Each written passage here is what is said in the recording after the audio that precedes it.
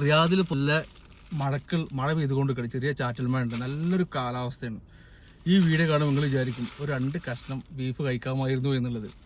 നാട്ടിലേക്ക് ലീവിന് പോയിട്ട് ഓനും അവൻ്റെ പെണ്ണുങ്ങളും തിരിച്ചു വന്നിട്ടുണ്ട്. സുഹൈലും അവൻ്റെ പ്രിയപ്പെട്ട അവൻ്റെ ഭാര്യ സൈനബി. അപ്പോൾ എനിക്കറിയാലോ ലീവിന് പോയി വന്നിട്ടുണ്ടെങ്കിൽ ബീഫ് കുറച്ചെങ്കിലും ബാക്കി ഉണ്ടാവും എന്നുള്ളത്. അപ്പോൾ ഞാൻ ഇങ്ങനെ മഴത്തുള്ളിൽ ഇങ്ങനെ ഇറ്റുമ്പോൾ വല്ലാത്തൊരു കുളിര് ബീഫ് തിന്നാനൊരാഗ്രഹം. അവൻ കിടന്ന് ഉറങ്ങിയെന്ന് വിളിച്ച് ഓനെ എണീപ്പിച്ച്. ഞാൻ ചോദിച്ചു മോനെ എന്താ സുഖമല്ലേ എന്ന് ചോദിച്ചിട്ട് രണ്ടാമത്തത് ബീഫ് കഴിഞ്ഞോന്നാണ്. ഇല്ലടാ എനിക്കുള്ളവിടെ മാറ്റി വെച്ചിട്ടുണ്ട്, ഒരാൾക്കുള്ളുണ്ട്.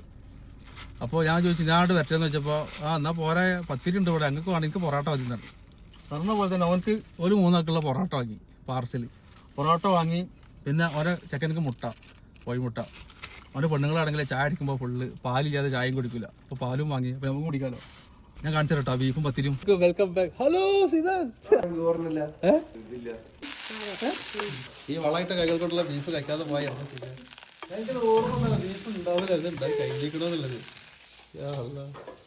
ഇതിന് ബീഫ് ബാക്കിയുള്ളത് അല്ലേ? പത്തിരിയിലേക്ക് ലേശം തേങ്ങാപ്പാൽ നല്ലേ. ശുക്രൻ ജസാക്കല്ലാ ഖൈർ. കേട്ടോ പത്തിരി കംപ്ലീറ്റ് തീർത്തിട്ടുണ്ട്. പിന്നെ ഇനി അവസാനം നാട്ടിൽ നിന്ന് പറഞ്ഞ ഈ പഴം കുറച്ച് നിങ്ങൾ 2 പേർക്ക് ദീർഘായുസ് തരട്ടെ. എനിക്കും ഇതുപോലെ കഴിക്കാൻ എനിക്കും തരട്ടെ.